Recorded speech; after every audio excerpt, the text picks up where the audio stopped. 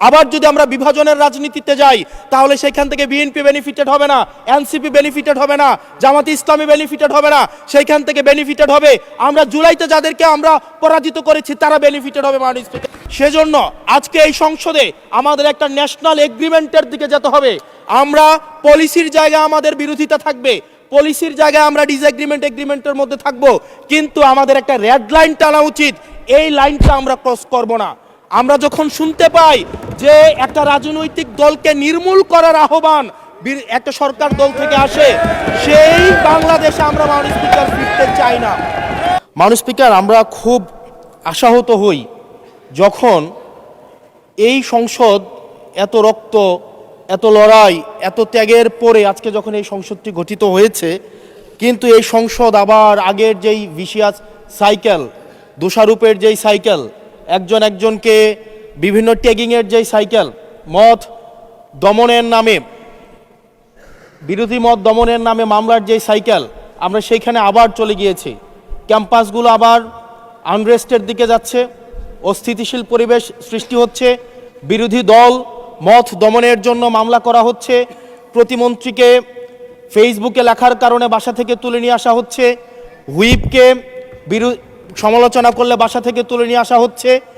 আবার আমরা আগের সংস্কৃতিতে আমরা চলে যাচ্ছি, যেখানে মাননীয় প্রধানমন্ত্রী নিজে কার্টুন শেয়ার করে বিভিন্ন স্যাটায়ার, বিভিন্ন মকারিকে প্রমোট করছে, বিরোধী মতকে প্রমোট করছে।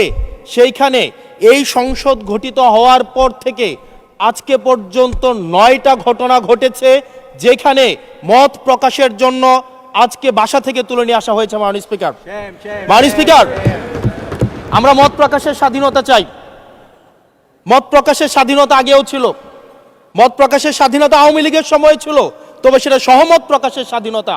আমরা এই পার্লামেন্টের পরে আমরা শুধুমাত্র মত প্রকাশের স্বাধীনতা নয়, আমরা দ্বিমত প্রকাশের স্বাধীনতা চাই।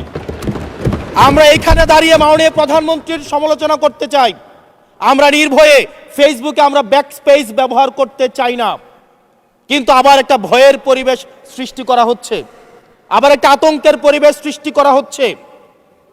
আমরা দেখলাম সিলেক্টিভ এক ধরনের বিরোধিতার পরিবেশ তৈরি করা হচ্ছে। আমাদের সমাজের যারা গ্রহণযোগ্য এক ধরনের পলিটিক্যালি এলিট শ্রেণীর নারীদেরকে নিয়ে যখন সমালোচনা করা হয়, তখন সেটাকে নারীদের বিরুদ্ধে এটাকে বিবেচনা করা হয়।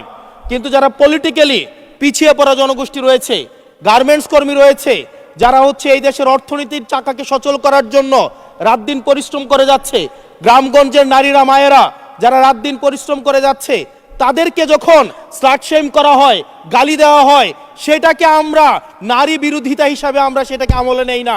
এই ধরনের সিলেক্টিভ নারী বিরোধিতা করা, এই ধরনের সিলেক্টিভ নারী সমালোচনা করার যেই ধরনের প্রবণতা রয়েছে, সেই জায়গাগুলো থেকে মাননীয় স্পিকার আমাদেরকে বেরিয়ে আসতে হবে।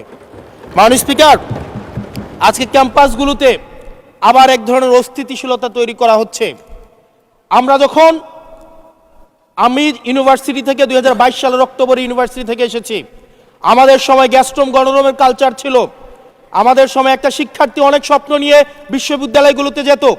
আমরা সেখানে দেখেছি ক্ষমতাসীন দল কিভাবে বিশ্ববিদ্যালয়ের শিক্ষার্থীদের তাদেরকে পুঁজি করে তাদের ক্ষমতা কাঠামোকে দীর্ঘমেয়াদী করার জন্য সেখানে বাধ্যতামূলক সেখানে রাজনীতি করাতো।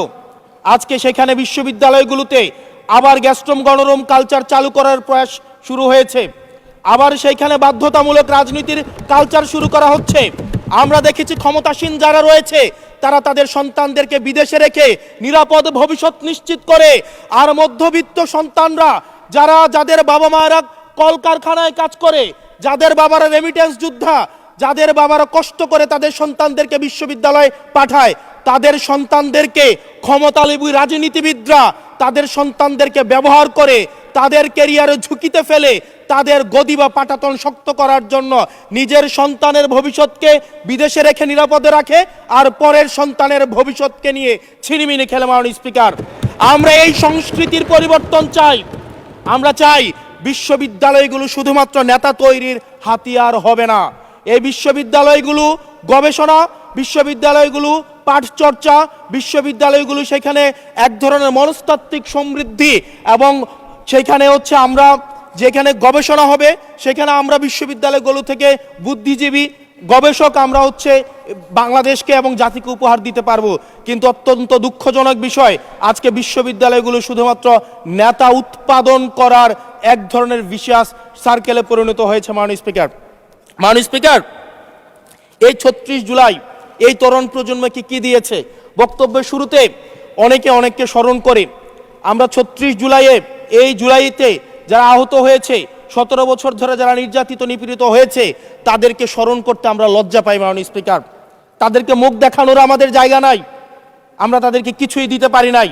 আমরা একটা কাঠামোগত পরিবর্তনের জন্য আমরা আজকে এই সংস্কার, আমাদের কাঠামোগত পরিবর্তনের জন্য আজকে আপনাদের এই লড়াইটা ছিল, এই সামগ্রিক হাউজের লড়াই ছিল।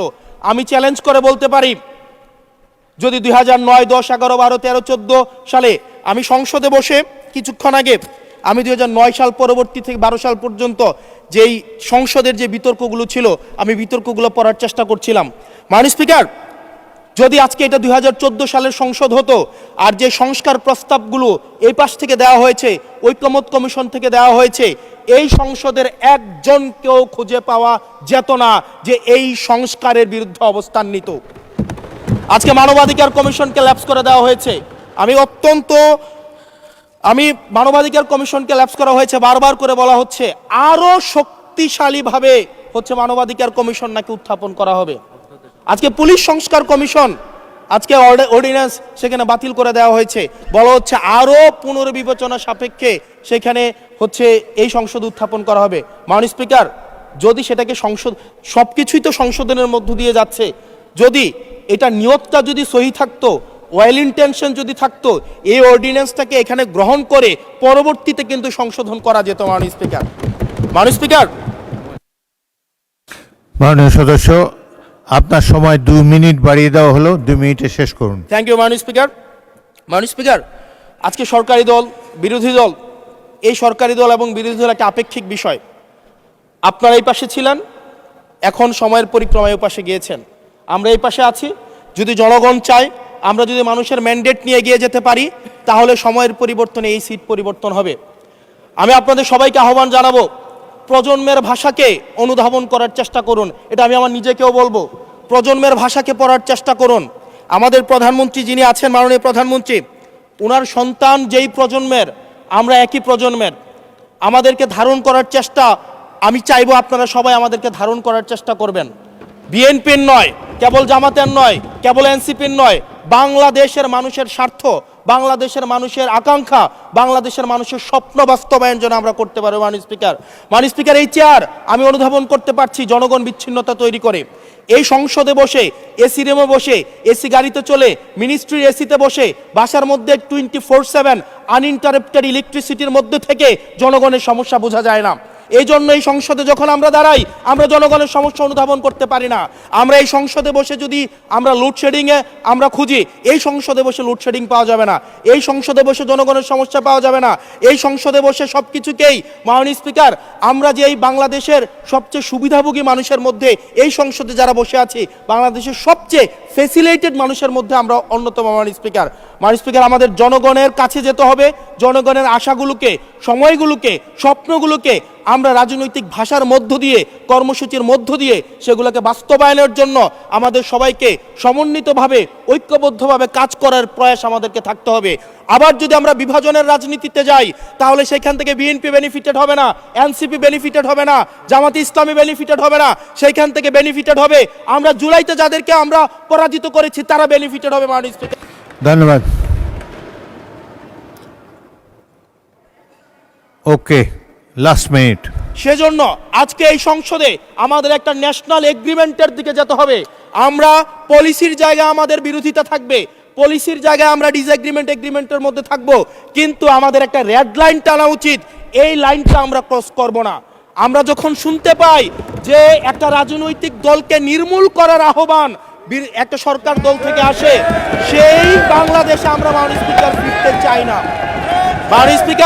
মাননীয় স্পিকার, আমরা এখানে আমরা কনস্ট্রাকটিভভাবে পলিসির জায়গা থেকে আমরা আর্গিউ করব, আমরা এগ্রি করব, আমরা ডিসএগ্রি করব, কিন্তু মাননীয় স্পিকার, নির্মূলের রাজনীতি, বিনাশের রাজনীতি, দমনের রাজনীতি, পীড়নের রাজনীতি যদি আমরা বাংলাদেশে আবার পরিচয় করাই, ইন্ট্রোডিউস করাই, সেইখান থেকে এই সংসদের কেউ বেনিফিটেড হবে না। বেনিফিটেড হবে আমাদের সবচেয়ে বেশি যারা আমাদের এই বাংলাদেশটাকে ঝুঁকির দিকে ঠেলে দিয়েছে, সেই অপশক্তি হচ্ছে মাননীয় স্পিকার বেনিফিটেড হবে। সেজন্য আমরা ঐক্যবদ্ধভাবে ধন্যবাদ। বাংলাদেশটাকে বিনির্মাণ করি।